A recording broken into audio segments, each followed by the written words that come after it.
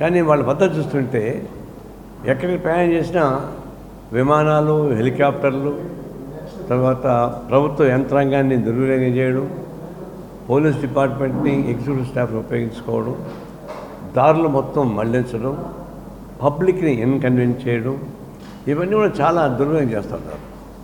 ఇప్పుడు విజయవాడకి వెళ్ళి ప్రైమ్ మినిస్టర్ వస్తున్నాడు, మొత్తం రోడ్డంతా బంద్ చేసి పడేశారు. అంటే విజయవాడ ప్రజానికాన్ని ప్యారలైజ్ చేసేస్తున్నారు. వాళ్ళకి హక్కు నుంచి ఇచ్చారు, వాళ్ళ కాదు ప్రచారం చేసుకోవచ్చు. అందుకని ప్రభుత్వ యంత్రాంగం దుర్వినియోగం చేసి, పోలీస్ డిపార్ట్మెంట్ దుర్వినియోగం చేసి, పబ్లిక్ రాస్తారు మార్చేసి, పబ్లిక్ ఇన్కన్వీనియంట్గా పెట్టి చేయాల్సిన అవసరం ఎందుకు వచ్చింది? మరి మన ముఖ్యమంత్రి అయితే ఎక్కడ పోయి చెట్టు కూడా అసలు చెట్టు నాకు పెద్ద పాపం అది చేస్తున్నారు. అందువల్ల వాళ్ళని కట్టడి చేయమని చెప్పని ఈ ప్రభుత్వంలో ఉన్నటువంటి ప్రధానమంత్రి కానీ ముఖ్యమంత్రి కానీ కేర్ టేకర్ గవర్నమెంట్ తప్ప అంతకుమించి అధికారులు దుర్వినియోగం చేయకూడదని, ప్రభుత్వ యంత్రాంగాన్ని ఉపయోగించుకోకూడదని, ప్రజల్ని ఇబ్బంది పెట్టకూడదని చెప్పేసి ఉత్తరం రాస్తాను. దీన్ని సానుకూలంగా స్పందించి తగినటువంటి గైడెన్స్ ఇవ్వాల్సిందిగా నేను కోరుతా ఉన్నాను. ఇప్పుడు ఇక్కడ ప్రైమ్ మినిస్టర్ మోడీ మొన్న ఫస్ట్ టైం జగన్మోహన్ రెడ్డి అభివృద్ధి గురించి గోపరంగా చెప్పాడు. అంటే ఎట్లా చెప్పాడంటే జగన్మోహన్ రెడ్డి ప్రభుత్వం corruption corruption corruption, no development no development no development, ఇది ఆయన పలికిన పలుకులు, చిలక పలుకులు. తర్వాత land mafia, mines mafia, liquor mafia, ఇది ఆయన చెప్పింది. అంటే ప్రధానమంత్రిగా ఉండేవాడు ఒక వ్యక్తి పైన ఒక ఎలిగేషన్ పెట్టాడంటే అథారిటీ లేకుండా, అధికారులు లేకుండా చెప్పడం సాధ్యం కాదు. ఊకదంపుడు ఉపన్యాసం చేయడం సాధ్యం కాదు. అది అపోజిట్ పార్టీ అయితే చెప్పచ్చు. అంటే దీన్ని బట్టి నిజంగా చిత్తశుద్ధితోటిగాన నాలుగు గురించి కాకుండా నా గురించి కానీ మాట్లాడబట్టే మోడీ గారు జగన్మోహన్ రెడ్డిని అరెస్ట్ చేయాలా, ఇంకో మార్గం లేదు. ప్రైమ్ మినిస్టర్ చెప్పిన తర్వాత అంత ఘోరమైన తప్పిదా చేసుకోవడం అరెస్ట్ చేయాలి కదా, ఎందుకు అరెస్ట్ చేయరు? దీన్ని నేను చెప్పాను ఏంటంటే, నువ్వు చెప్పింది నాలుగు నుంచే చెప్పాను, నా గురించి చెప్పలేదు, చిత్తశుద్ధి లేదు అనుకుంటే క్షమాపణ చెప్పాలి తెలుగు ప్రజానికానికి. ప్రైమ్ మినిస్టరు చిత్తశుద్ధి ఉంటే జగన్మోహన్ రెడ్డిని అరెస్టం చేయాలి, లేదా తెలుగు ప్రజానికానికి క్షమాపణ అని చెప్పాలి. ఈ రెండు చెప్పకుండా పోతే ఇది కేవలం దారిని పోయే దానయ్య మాట్లాడడం అనుకుంటారు తప్ప ప్రధానమంత్రి మాట్లాడడానికి అనుకోరు. ప్రధానమంత్రి పదవికి కళంకం వస్తుంది. దీన్ని స్పష్టంగా చెప్పాలి. మూడో ఏంటంటే, ఇప్పుడు దాదాపుగా 10 ఏళ్ళుగా జగన్మోహన్ రెడ్డి పరిపాలన మీరు 5 ఏళ్ళుగా అనుభవిస్తున్నారు కదా, 5 కేసులు ఉన్నాయి కదా, దాదాపు 11 కేసులు 1,45,000 కోట్ల రూపాయల దీనిలో ఉన్నారు కదా, ఏం చేశారు? ఏం చేయలేకపోయారు. ఇది ఒకటైతే, చంద్రబాబు నాయుడు నేనే ఎన్డీఏ అంటున్నాను, ఎన్డీఏ ఎవరో నేనే అంటున్నాను, బీజేపీకి నేనే ఉంటానని చెప్తున్నాను. అంటే ఇప్పటిదాకా ఈ తెలుగు ప్రజానికానికి మోసం చేసింది ఎవరు? రాష్ట్ర విభజన జరిగిన తర్వాత విభజన చట్టంలో ఉన్నటువంటి అన్ని హక్కులు పోగొట్టారు. ప్రత్యేక హోదా మొదలుకొని అనేక రకాల పద్ధతులు పోగొట్టారు. క్షణం తెలుగు ప్రజానీకానికి అన్యాయం చేసినటువంటి బీజేపీ ప్రభుత్వం ఈ రాష్ట్రంలో వచ్చి బీజేపీని బలపరచమని కానీ, ఆ ఫ్రంట్లో ఉన్నటువంటి చంద్రబాబు నాయుడు గవర్నమెంట్ ఫ్రంట్ బలపరచమని చెప్పడం మోరల్ రైట్ లేవు. ఇంకోటి చెప్తున్నాను, రేపు రాబోయే రోజుల్లో అట్లా జగన్మోహన్ రెడ్డి కానీ చంద్రబాబు నాయుడు కానీ సీన్లో ఉండరు. మహారాష్ట్రలో చాలా పవర్ఫుల్ శరద్ పవార్ లాంటి వాళ్ళ పార్టీని చీల్చేశారు. చాలా పవర్ఫుల్ శివసేన లాంటి వాళ్ళని చీల్చేశారు. వాళ్ళు అనుకూలమైన వ్యక్తిని తీసుకొచ్చి గవర్నమెంట్ పెట్టుకున్నారు, షిండేని. అలాంటి షిండేలు ఇక్కడ కూడా ఉన్నారు. ఎన్నికలు అయిపోయిన తర్వాత చంద్రబాబు నాయుడు ఎంత కులికాయని కాళ్ళు పట్టుకున్నా, జగన్మోహన్ ఎంత మీసాలు తిప్పినా ఇద్దరు సీన్లో ఉండరు. మూడో వాడు వస్తాడు, బీజేపీ వెనకాల గవర్నమెంట్ ఫామ్ చేసుకుంటారు. అప్పుడు ఇద్దరిని బొక్కలో వస్తారు. ఎందుకంటే ఆయన మీద కేసు ఉన్నాయి, ఈయన మీద కేసు ఉన్నాయి. ఇప్పుడు దాకా 2 పార్టీలు చేరుస్తాడు, 2 పార్టీలు చేరుస్తాడు. అనుభవం ఉంది కదా, చీల్చే అనుభవం. కర్ణాటకలో ప్రయత్నించారు కదా. అందువల్ల రేపు రాబోయే రోజుల్లో చొక్కలు చూపించేటువంటి బీజేపీ వస్తుంది పొరపాటుగా అది గెలిస్తే. ఇప్పుడు ఇంకొకటి ఏంటంటే ఈ రాష్ట్రంలో మేము పరిశీలించిన తర్వాత హాంగ్ అసెంబ్లీ వస్తుంది తప్ప ఎవరు గవర్నమెంట్ ఫామ్ చేయలేరు. పూర్తి మెజార్టీ ఎవరికి రాదు, వైసీపీకి రాదు, టీడీపీకి రాదు. హాంగ్ అసెంబ్లీ వస్తుంది. హాంగ్ అసెంబ్లీ వచ్చినప్పుడు తెలుస్తుంది అసలు బయట పడారు. అందుకని మేము కోరేది ఏంటంటే ఇప్పుడు ఇండియా కూటమి భారతదేశంలో ఎన్డీఏకి వ్యతిరేకంగా నిలబడతా ఉంది, ఆంధ్రప్రదేశ్ కూడా నిలబడతా ఉంది. ఇండియా కూటమిని బలపరచడం ద్వారా రాబోయేటువంటి సంక్షోభాన్ని ఎదుర్కోవడానికి అవకాశం ఉంటుంది. కాబట్టి ఈ అవకాశవాదంతో కూడుకున్నటువంటి చంద్రబాబు నాయుడు ఫ్రంట్ని కానీ అవినీతితో కూరుకుపోయినటువంటి జగన్మోహన్ రెడ్డి కానీ చంపేయడానికి వీల్లేదు. వీళ్ళిద్దరిని ఆడిస్తుంది మోడీ. ఇక్కడ ఎవరికి ఓటేసినా ఒక ద్వారపాలకుడు జగన్ అవుతాడు, ఇంకొక ద్వారపాలకుడు చంద్రబాబు అవుతాడు తప్ప వేరే చేతులు ఏముండదు. అలాంటి ప్రమాదమైనటువంటి పద్ధతుల్లో రాబోతా ఉంది. అందుకని మేము గుర్తుంచుకోవాల్సింది ఏంటంటే మనకున్నటువంటి పొందికలు మనకు వచ్చేటువంటి ఎన్నికల వాతావరణం చూసినప్పుడు ఎక్కడ పెట్టినా మేము కరపత్రాలు పంచడానికన్నా కరెన్సీ ఎక్కువ వస్తున్నారు. మేము మహా అంటే ఒక నియోజకవర్గంలో 1,00,000 కరపత్రాలు పంచగలమేమో, కానీ వాళ్ళు కరెన్సీ ఇంకో రోజు 1,30,00,000 ఖర్చు పెడతారు. ఒకసారి నేను చూసా, ఒక రోజుకి 1,30,00,000 ఖర్చు పెడతారంటే ఇంకోళ్ళు ఎంత ఖర్చు పెడతారు. ఇదే మోడీ ఏమన్నాడు, ఎన్నికల్లో దొంగ డబ్బులు వస్తాయి కాబట్టి దారాలను ఖర్చు పెడతారు కాబట్టి నోట్బందీ చేస్తే, పెద్ద నోట్లు రద్దు చేస్తే ఈ దొంగ డబ్బులు అంతా పోతాయని చెప్పి అన్నాడు. టెర్రరిజం పోతుంది అన్నాడు, డ్రగ్స్ మాఫియా పోతుంది అన్నాడు. కానీ ఆయన చేసిన తర్వాత దొంగ డబ్బులు మొత్తం అధికార డబ్బులు అయిపోయాయి, వైట్ పని అయిపోయింది. ఇప్పుడు ఒకప్పుడు 1,000 రూపాయలు 500 రూపాయలు ఇచ్చేవాళ్ళు, ఇప్పుడు 10,000 రూపాయలు తక్కువ లేదు బోటుకి. మరి ఎట్టగా పడతాయి? రోజు చూస్తున్నాం కట్లగా మోడీ చెప్పినటువంటి అబద్ధాలే. ఆయన దొంగ డబ్బుల్ని నిల్వరించడానికి కాదు, దొంగ డబ్బులు నిల్వ ఉంచుకున్న వాళ్ళని కాపాడడానికి బ్లాక్ మనీ వైట్ మనీకి ఉపయోగపడడానికి వేసిన కుట్ర తప్ప ఇంకోటి కాదని మాత్రం నేను స్పష్టంగా చెప్పాలి. ఒకవైపున 29 మంది ఉన్నారు విదేశాల్లో. వాళ్ళు ఎవరు? ఒక విజయమాలి తప్ప అంతా గుజరాత్ వాడే కదా. మరి 14-15 లక్షల కోట్ల రూపాయలు తీసుకుని వెళ్ళిపోయారు కదా వాళ్ళు. మరి వాళ్ళని ఇంకోటి లేటెస్ట్గా వచ్చింది, విజయమాల్య వెళ్ళేదానికన్నా ముందు 2016లో 35 కోట్ల రూపాయలు బీజేపీకి ఫండ్ ఇచ్చేట్టుగా చెక్ ఉంది. చెక్ ఇక్కడ ఉంది, చూపిస్తాను ఇప్పుడు మీకు కావాలంటే దీనిలో ఉంటుంది. అంటే 35 కోట్ల రూపాయలు చెక్ ఇచ్చి విదేశాలకు వెళ్ళిపోయాడు. అంటే లుక్అవుట్ నోటీస్ని వితరణ చేయించుకొని ఆయన లండన్ వెళ్ళిన తర్వాత మళ్ళీ లుక్అవుట్ నోటీస్ని ఇంప్లిమెంట్ చేయించారు. 3 రోజుల క్రితం నరేంద్ర మోడీ ఇది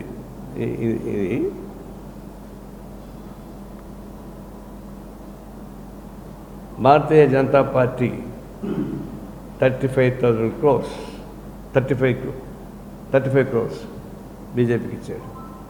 ఇచ్చిన 8-11 తేదీ నవంబర్లో ఇచ్చాడు, వెళ్ళిపోయాడు. నరేంద్ర మోడీ ఏం చెప్పాడు? నేను 3 రోజుల క్రితం లండన్ కోర్టులో నేను 11,000 కోట్ల రూపాయలు అప్పు తీసుకున్న మాట వాస్తవం, దానిలో 30% డబ్బులు మాత్రం నేను తీసుకున్నా, మిగతా మోడీ వాళ్ళకి ఇచ్చేసా అని చెప్పేశాడు. కోర్టులో చెప్పాడు, బయట చెప్పింది కాదు. మరి చిత్తశుద్ధి ఉంటే మీరు వాళ్ళంతా తీసుకొని రావాలి కదా, అవినీతి పరులని వెనక్కి తీసుకురావాలి కదా.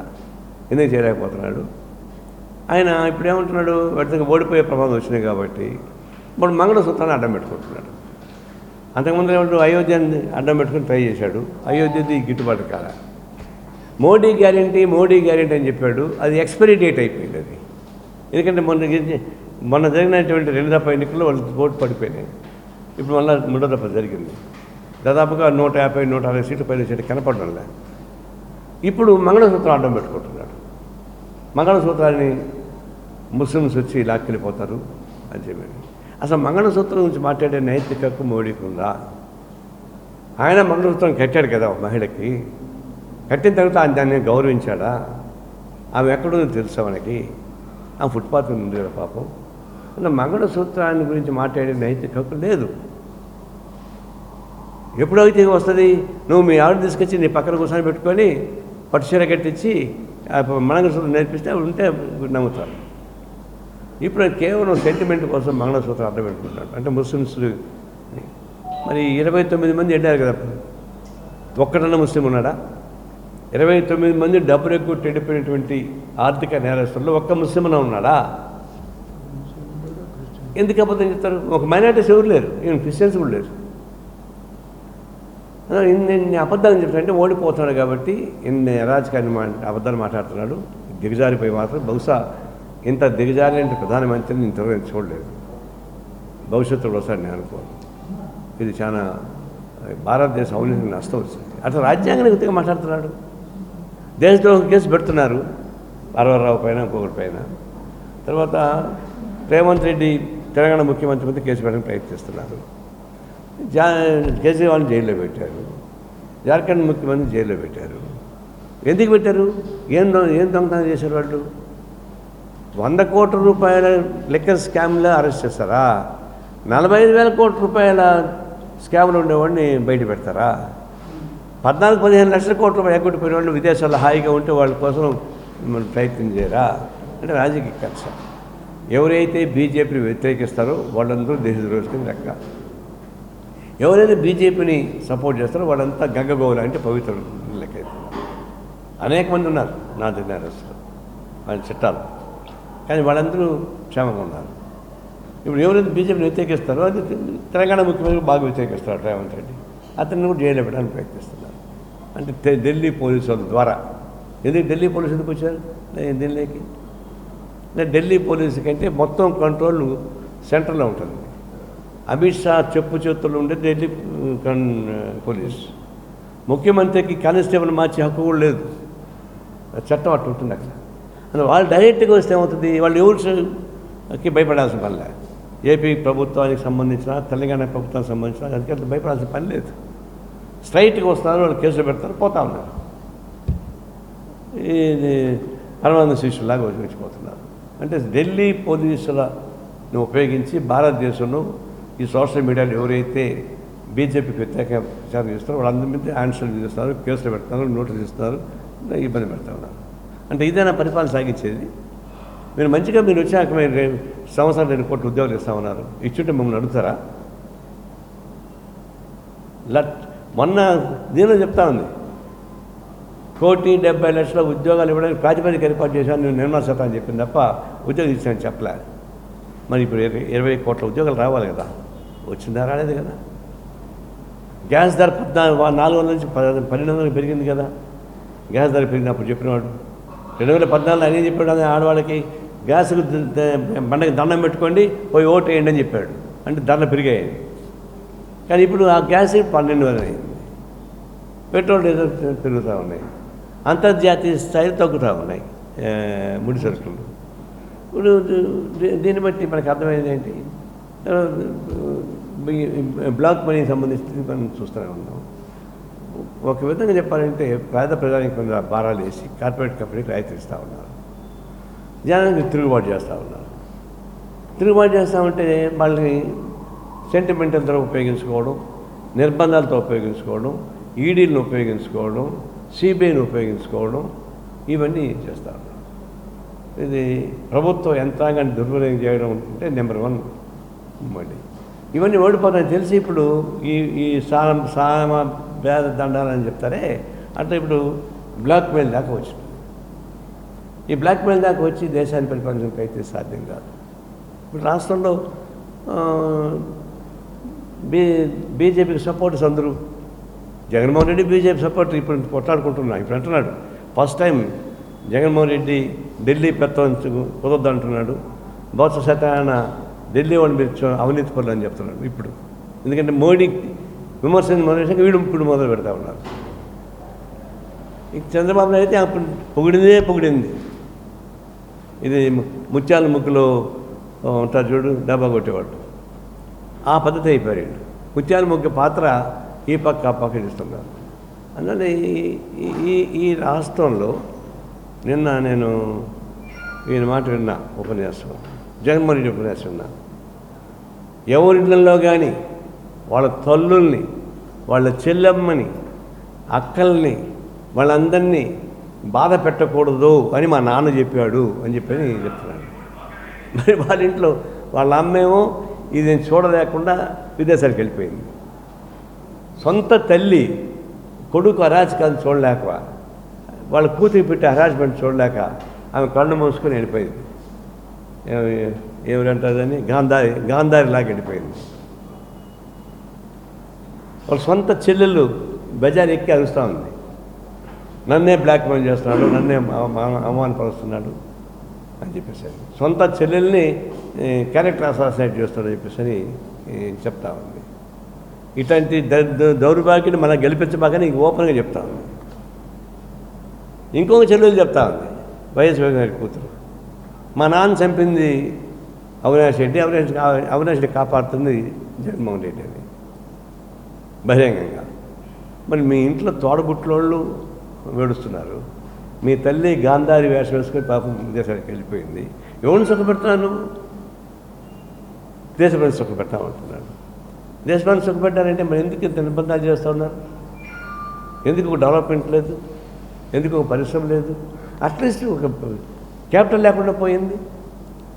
ఇప్పుడు ఏదో అంటున్నారు, ల్యాండ్ చట్టం సంబంధించి చంద్రబాబు నాయుడు, పయ్యావుల కేశవ్ వాళ్ళందరూ కూడా దీన్ని సమర్థించినారు, ఇప్పుడు వాళ్ళు వ్యతిరేకిస్తున్నారు అని అంటున్నారు.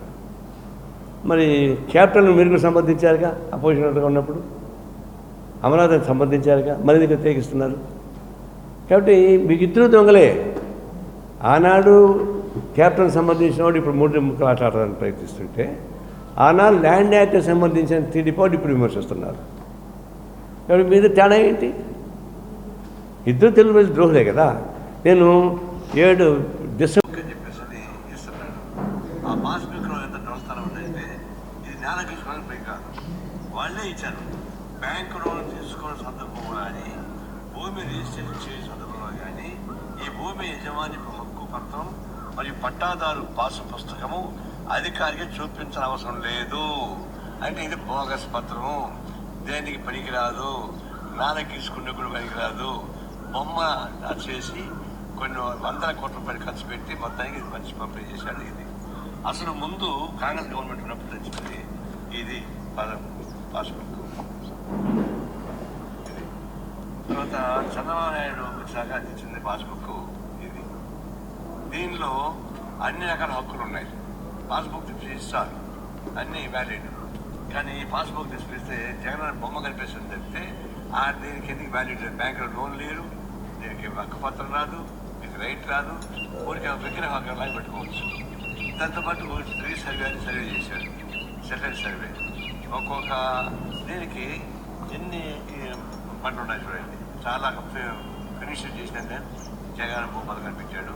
దీనివల్ల ఏమవుతుంది, ఇప్పుడు ఈ సర్వే నెంబరు ఈ సర్వే పక్కన రాసుకోండి, ఈ నారాయణ నెంబర్ 2 సర్వే నెంబరు అది జాయింట్ పత్రం ఇచ్చేసాడు. జాయింట్ పత్రం అంటే ఏంటి, భూ సర్వే నెంబర్ 1 నాది రిలీజ్ చేసినది. బ్యాక్టీరియా నాటిన పద్ధతి నాకే పాస్బుక్ ఇచ్చారు. ఆ పాస్బుక్లో ఆయన బొమ్మ మాత్రం అందంగా ఉంది, ఇంకేం లేదు. అప్పుడే చెప్పాం, ఆయన దండలో ఆయన ఓడిపోతున్నాడు, మురుగన్ మీరు ఓడిపోతారని చెప్పాం. ఇప్పుడు అంతా బయటపడింది. ఇప్పుడు అందరూ మాట్లాడుతున్నారు, టీడీపీ వాళ్ళు మాట్లాడతారు, వీళ్ళు మాట్లాడతారు, చిన్న రకంగా మాట్లాడుతున్నారు. ఈ పద్ధతుల్లో రిజిస్ట్రేషన్ అయినటువంటి ఒరిజినల్ పత్రాలు లబ్ధాలకిరా మీరెందుకు పెట్టుకుంటారు? నేను కొన్నాను డబ్బులు పెట్టి, రిజిస్ట్రేషన్ నాకు ఉన్నారా? నాకు పత్రాలు ఉంటాయి కదా మళ్ళీ బ్యాంకింగ్ పోవడానికి. మీరు డూప్లికేట్ ఎందుకు ఇస్తారు? అంటే ఈ రిజిస్ట్రేషన్ పత్రాలు అన్నీ పెట్టుకొని అది కూడా మన గంప కొత్తగా ఎవరైనా పొదవ పెట్టి డబ్బులు తీసుకుంటాయి, అప్పు చేసుకున్నాయి. ఎట్లయితే ఇప్పుడు అన్ని అప్పు తాకట్టు పెడతారు ఆ విధంగా. ఈ పద్ధతుల్లో జగన్మోహన్ చేసేటువంటి పని ఎట్లా సమర్థించాలో నాకు అర్థం కాదు. ఇప్పుడు అప్పుడు టీడీపీ వాళ్ళు సమర్థించారు, ఆయన ఇది మంచి చట్టం అని. ఇప్పుడు వ్యతిరేకిస్తున్నారు. ఏమిటి ఈ రెండు ఒకే తాను చేసిన పేలికలే. ఇది రాష్ట్రానికి, తెలుగు రాష్ట్రానికి ఉపయోగపడేవాడు కాదు. దీన్ని బట్టే మేము అప్పీల్ చేసేది ఇండియా కూటమిని, కాంగ్రెస్ పార్టీని, సిపిఐని బల కోసం కోరుతాము. మేము కాళహస్తిలో ముంచేస్తాము, తుంగభద్రలు తొక్కేస్తామన్నారు. ఈరోజు దాని మీద చర్యలు మాట్లాడుకోవడం లేదండి రేవంత్ రెడ్డి గారు. మీ రేవంత్ నాకు తెలంగాణ కాదు కాదు రేవంత్ రెడ్డి చెప్పిన మాట వాస్తవమే. ఆయన వచ్చింది ఇప్పుడు 3-4 నెలలు అయింది, ఇంకా ఆ ప్రాసెస్లో ఉన్నాడు. ఆ ప్రాసెస్లో కుదరకపోతే ఏమైనా వీళ్ళు చేసిన బద్వాష పని ఏంటంటే సెంటర్ నుంచి కూడా వాళ్ళు పర్మిషన్ తెచ్చుకున్నారు ఈ చట్టాల కోసం. అందుకు గబక్కని రద్దు చేయలేదు ఎవరు వచ్చినా కూడా. మన సెంటర్ నుంచి చేయాలి, దానికి సంబంధించిన లీగల్ ఆస్పెక్ట్ చేయాలి. అవసరం సుప్రీంకోర్టు దాకా పోవాల్సి వస్తుంది, లేదా సెంట్రల్ గవర్నమెంట్ డెసిషన్ కావాల్సి వస్తుంది. అయితే ఫైట్ చేయకుండా పోయాను. కొన్ని చెప్పినట్టుగా 1 year లోపల కన్నా రేవంత్ రెడ్డి చేయకపోతే రేవంత్ రెడ్డి కూడా ప్రజలకు ద్రోహం చెప్తాం మేము ఎందుకు మా మేనమా కొడుకు అది రేవంత్ రెడ్డి ఏమన్నా ఆయన ఇచ్చిన హామీని అమలు చేయమని చెప్తాం, అమలు చెప్తే మేము ఫైట్ చేస్తాం, దాని మీద ప్రాబ్లం లేదు.